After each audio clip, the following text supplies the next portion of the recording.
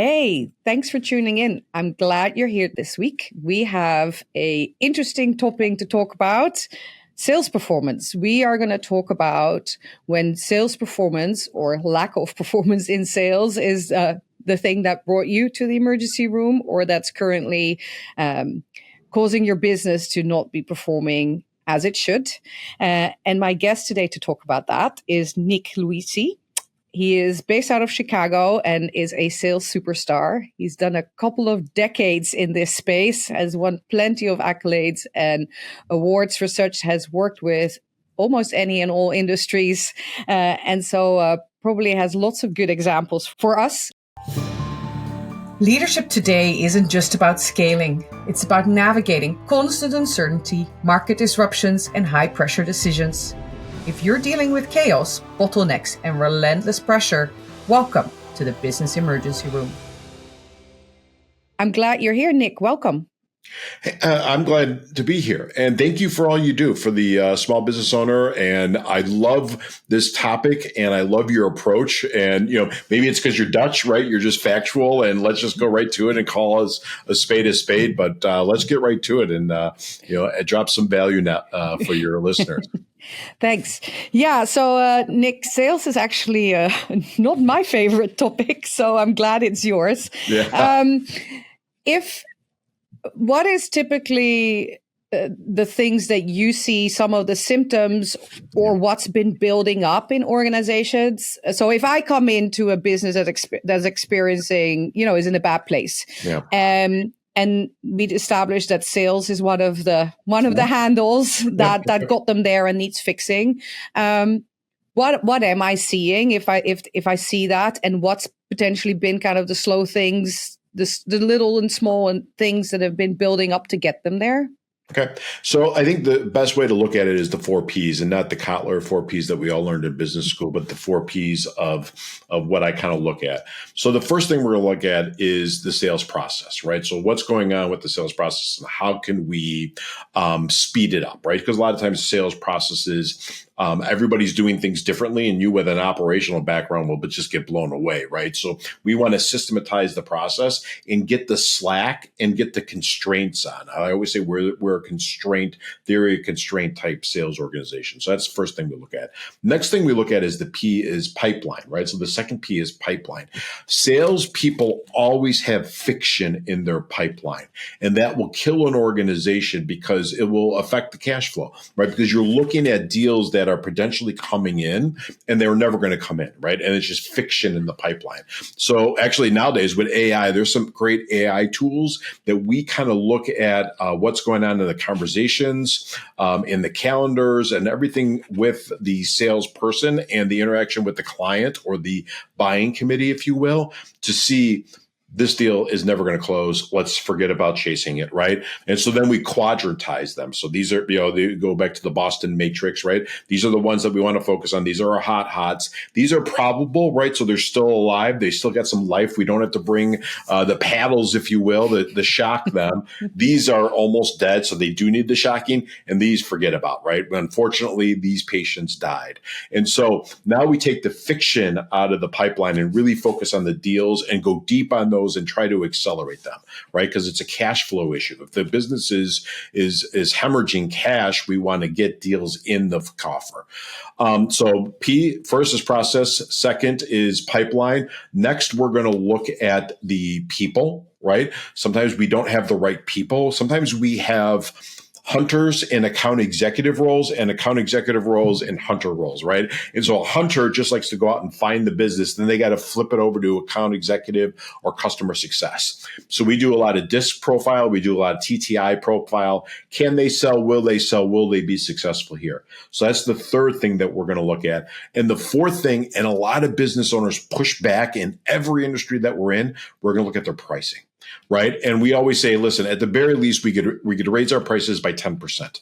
Right. And we don't, and then we'll show them, here's what we might lose. And so we'll model it out for them. So let's look at our pricing. Are we pricing properly? And how can we accelerate the increase in pricing so that we get more cash in? So those are the 4 Ps that we look at if the patient's kind of flatlining on the table and when we come in. Usually we got to do it fast and furious, right? Because we don't have time to languish. So the first thing we're going to jump into is probably what's sitting in the pipeline and how can we get any deals faster. Then we'll go to the process. Then we'll go to the people. That takes the longest. Pricing is the easiest, but many times business owners push back on pricing because they're kind of married to their pricing matrix. Yeah, and the models behind it, right? Right. Yeah. Yeah. And I don't mean that, but if you think about private equity, right, we're going to come in fast and furious like a private equity because I spent some time in that, and it's raise prices, cut 10% of the staff, get all the fiction out of the pipelines. Let's look at what's real. What do we have to solve? What are we solving for today? What's in front of us? Yeah, and intriguing, right? Because why would you not? If there is an easy way to increase your prices some, there's a little less place you need to claw back. I was laughing about your fiction because that one I've experienced plenty, and particularly in organizations that don't do huge volume sales, right? Yeah. So they do big contracts, big contracting type gigs or jobs. And inevitably there's this client or this dream client or this dream job and history there. And it's like, oh, it's always been somebody else's client, or this is the one that I had in mind when I started this business and I always wanted to. And they keep that one on the board when it's not going to happen, and the time and effort spent on it. And even what I've seen sometimes is the amount of tailoring of what they're offering away from what their core is, because they believe that maybe that will get them there. Yep. It's intriguing. We're so good at fooling ourselves as people, huh? Well, we're humans, right? So I listen, every time I point a finger, I got 4 going back at me or 3 going back at me. So I realize that. But in my business and in your business, we can't allow that fiction to be there, right? So, whenever there is a story and not facts, I know that the deal's never coming in. Well, go ahead. Yeah, and that's why, because I do believe people need to have dreams, and we should not lose the ability. But at the same time, that's where bringing in an external resource is helpful, because it's sometimes so hard to see that that's a pattern you're stuck in. If you've been in that, right? If that's been your normal, it helps sometimes for somebody else to point that out, and that's not a failure. It's logical. We all have blind spots in our lives because, it's been there forever. We don't notice it anymore. No. Well, the other thing too, I say, and I'm sure you find this in your practice, is sometimes the staff can't say it, right? Yes. Because of the fact that they're going to then, get out of favor. Yeah. I can, right? Because I'm just there like a doctor, right? I got to deliver the bad news as fast as I can. Now that we know the bad news, now that we have the data in front of us, let's now make the interactions that we have or the justifications for getting out of chasing the dream client or chasing the dreams in the pipeline. Yeah. And if they want to keep it in, listen, that's fine. But at least I brought it to their attention. Yes. Yeah. So in follow-up, but in my first ever job, I worked for an industrial gas company, and in Europe, in the gas cylinder business, there was for a while until the monopoly laws, the EU monopoly laws kicked in. It was almost a system with whichever gas provider had their first gas cylinder in somebody's yard as a client, that was their client. Okay. And so there wasn't a whole lot of business development or sales because it was more making their rounds, drinking coffee with them. Were they still happy? Making sure the logistics didn't have hiccups. And then you were kind of good. Mm-hmm. And then the world changed. And that organization struggled, right, to change with it for a while. Currently, the world is shifting almost daily. So can you talk a little bit about what you see are some of the major external shifts that really would lead to say, hey, if these kind of big events happening, that typically requires a good review and potentially change to your sales process? Well, I think the one that's going to be on everybody's mind is the tariffs, right? And you're smiling, so you knew where I was going with that. So we see clients, especially in Canada, but now we think that's going to free up a little bit. Canadian clients were, they just got shut down on them. A lot of the stuff that people that had inventory were fine, right? So the privately held companies probably are going to fare a little bit better because they don't have to deal with quarterly reports to Wall Street, right? So they could sit on inventory if they have access to cash, right? So access to cash, access to inventory. If they're sitting on inventory, they're good, right? And so what is that going to mean? If they're very seasonal and they're waiting on raw products from certain countries, i.e., the big C for number one, that's going to be problematic. And so we see that with a lot of our companies. We're mostly small to mid-sized businesses, services and manufacturing, SaaS. So that's one that I think is on everybody's mind. The one that should be on everybody's mind that I don't think some business owners just don't have enough time to think about, but should be, is the adoption of AI. Right. And I'm looking at AI specifically in the sales area.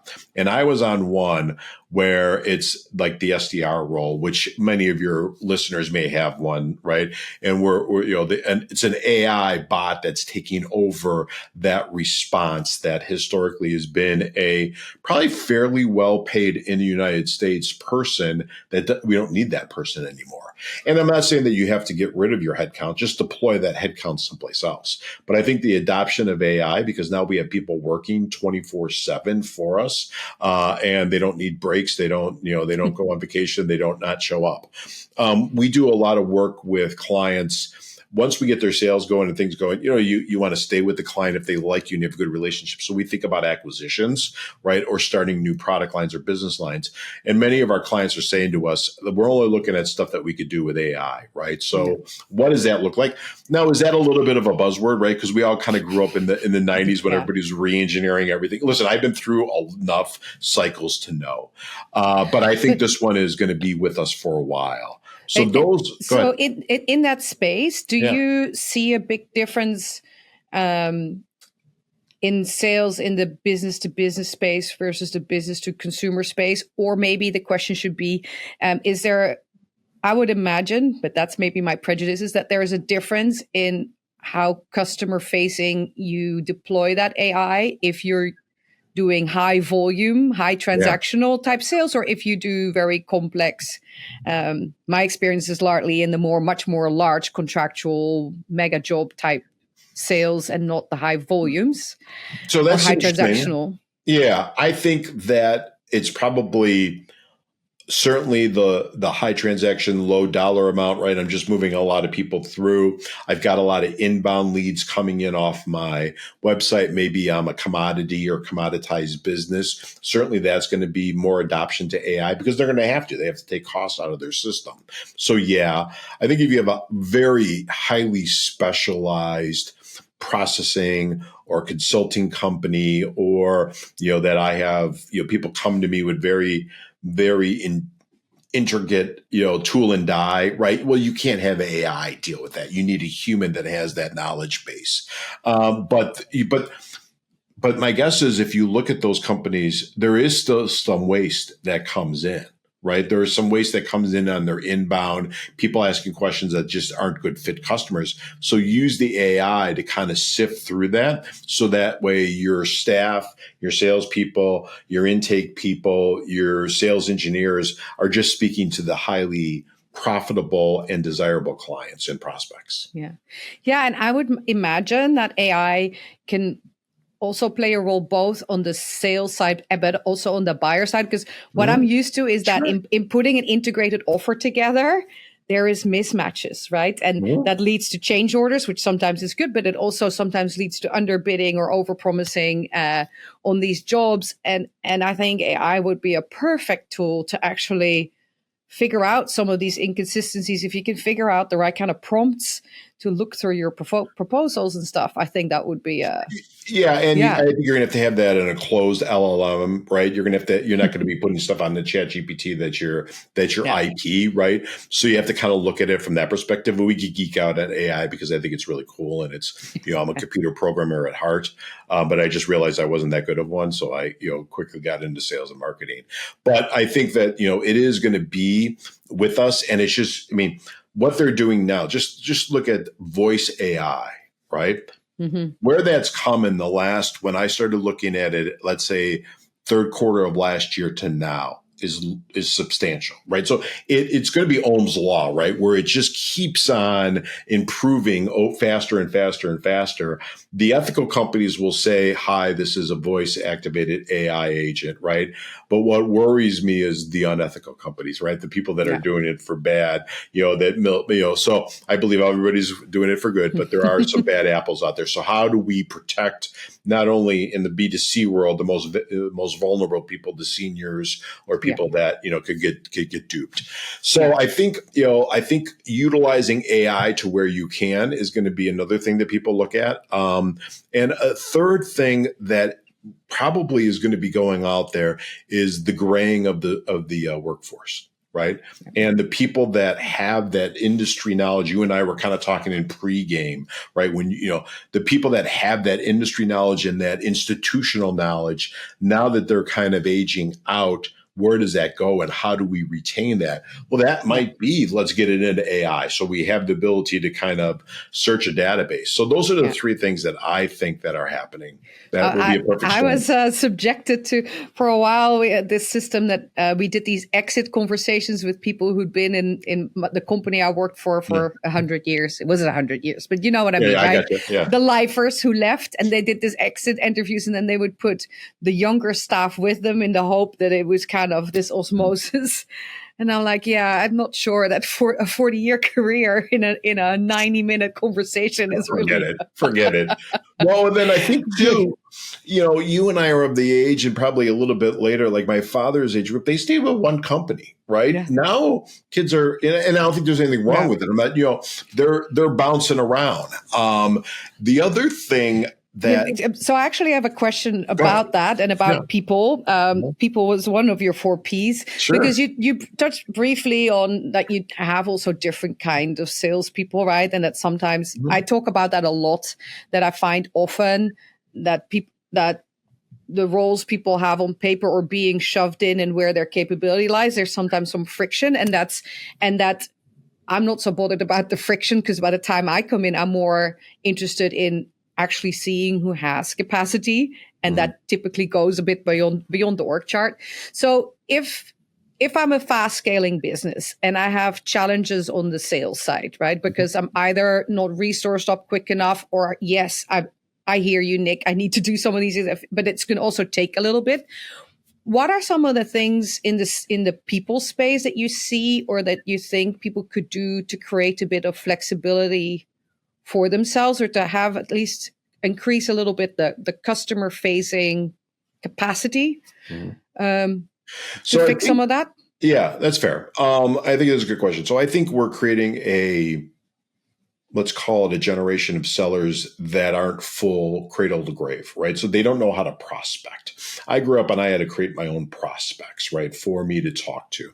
Now, a lot of AEs, right, and I'm not beating up on AEs, but AEs don't prospect, right? So the fast growing companies, when we distill down the data and we look at national data in all size industries, the AEs are responsible for a portion of their pipeline, right? So that's going to free up, because now they're waiting for SDRs or BDRs, whatever phraseology you want to use, to be putting meetings or sourcing candidates. So what are these acronyms? The AEs are the account executives? Okay, that's fair.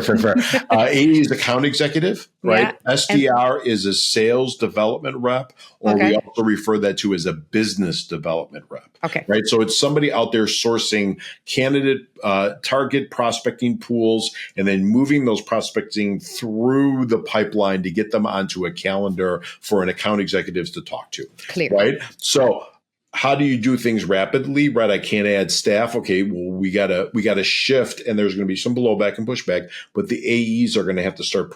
The account executives are going to have to start prospecting for themselves, which historically has happened. There was a book by the early guys from Salesforce, 1997. I think this book was written. It's called Predictable Revenue. Everybody's replicating that model. The model's aged out, but that's a lot of what people have. So you could do that. So now you are freeing up staff of your SDRs and BDRs, so maybe they could do more client-facing work.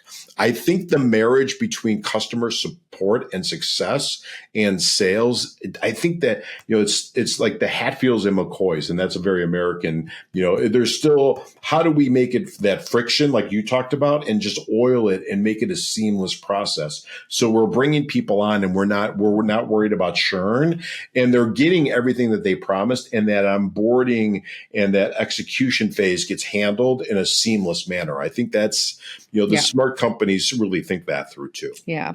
So what I'm hearing is also kind of implied is more and more frequent internal engagement and communication. So that, Amen. Yeah. And that's always what I say. When in turmoil, you can never have enough people in a meeting, because it's better if everybody hears this from the horse's mouth, because everybody's running at full speed.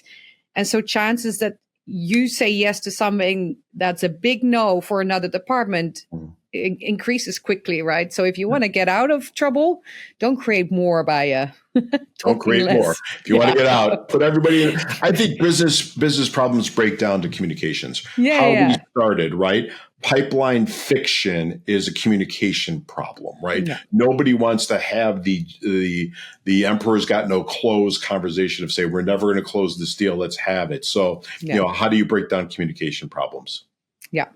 Yeah. Cool. And then a little bit more on the pricing side, because I'm intrigued actually by the fact that, I know that happens, but I am intrigued that's such a difficult conversation at times. And I wonder whether that's got anything to do with decision-making processes. Well, yes, of course. Right.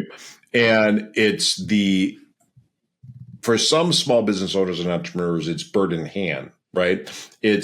I've got this cash flow, and maybe it's covering a portion of my operational cost, right? Or it's a portion of my fixed cost, and I don't want to put it at risk by raising the prices. That's fair, right? I understand that, right? But it may not be profitable business. And so it's okay if we do things from it's covering our fixed costs. Well, then all new business has to come in at a higher price point, right? Yeah. Or business that is much more labor intensive is priced at a different thing than a business that is not as labor intensive, right? Because not all of our SKUs force us to implement as much people power if it does. So we have to look at that.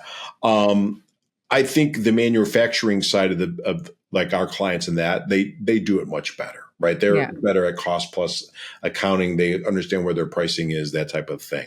I think it's the let's call it the more silver or grade business owner that's kind of just coasting it out, that really doesn't want to push back on the pricing because he's got a book of business, right? And he's thinking about his exit strategy. And somebody new is coming in is going to have to raise the prices. So it's also a comfort zone. Comfort zone. Absolutely. Yeah. And but it's, to me, it also sounds like it's definitely one of these topics where it's good that every once in a while there's somebody coming in from the outside and asking some of these questions. Mm-hmm. Because if you could say with a straight face 5 years ago that was the right thing to do, that may not be true now. But Correct. It's very hard to ask yourself these questions, right? So bringing in somebody who starts to ask some questions about your process with the best intent, right? Can you explain to me the logic for doing this? And if your logic stands or makes sense, I'm not going to say, well, you need to do something else because for the sake of, but sometimes in explaining the logic, you're like, yeah, hold on, but this is no longer true. Or you just also told me that this is also true. And I don't quite understand how both stack up, right? Yeah. Right. And, like a lot of times people look at their pricing is vis-a-vis the feedback that they get from their sales team or from the marketplace, right? And so we have to be competitive. We have to be at this price. Yeah. But your overhead may be completely different. Your debt structure may be completely different, right? There's so many different variables when people, maybe maybe the client that you're going up against or the company you're going up against is buying the book of business for some reason, right? Yeah. And then they have a better upsell mechanism, right? So there's so many different things and ways and approaches, and we can't just paint with one broad brush and saying this is our pricing. And I think it's why it's the last of the four Ps, right? Because it takes the most amount of nuance, and it gets the most pushback, right? And I'm just here to ask questions, like you are, I'm sure. And it reminds me of the conversations that I pontificate about. It's the right word, right? In the current times to use around strategic risk management. Mm-hmm. Risk is a dialogue or a conversation because we all see it so differently. And the value is in having that conversation between your sales team and your other people and saying, okay, this is where I see it and this is how big or how small I see it. Because then that's where you find out, oh, well, actually, I just want to coast it out and I don't want more changes. Or I'm not sure if I could replace that client base because I think I have a lot of clients who are only here for price. And if I change it, right? So that will lead you to the underlying stuff. That's the real thing. I think that's spot on. And I do think that there is a risk reward matrix, right? But a lot of times we don't want to go through that thinking. No. At different times of the business life cycle, you make decisions for different reasons. Yeah. And you have to realize that. Yeah. Well, thank you, Nick. I like the 4 Ps, the process and the pipeline and the people and the pricing. And I'm glad to learn that, I learned a bunch from you, but I'm also glad to learn that some of the challenges and what helps fix the process is similar in all the different branches of a business. And I'm glad that there's specialists out there like you who can help my clients and others' clients and people with this. So, Nick, if after hearing you here today, people want more of you or have questions or maybe want to work with you, what do they do? Where do they go? Yeah, so they go to our website, salesperformanceteam.com. Once again, salesperformanceteam.com. On there, we've got a lot of goodies and resources that we give to people. They could hit me up on LinkedIn. It's Nick or Nicholas Loise, and that's Loise. Or they could email me at nick@salesperformanceteam.com. We're easy to get a hold of. We're on all the socials. Perfect. Well, you should, right? As you got your sales rep. Day and age, right? Yeah. So all of that, of course, will also be in the show notes. I'm glad you were here today. Thank you for tuning in to everyone listening. And thanks for your expertise, Nick. And I hope to have you back here some other time. Thank you. That's it for this episode of the Business Emergency Room. If you are currently dealing with chaos or disruption in your business, please reach out. You can email, text, or call, and I will find a way to connect with you within 24 hours. I've helped others steer out of the storm, and I know I can help you too. Talk soon. Please like, subscribe, and share.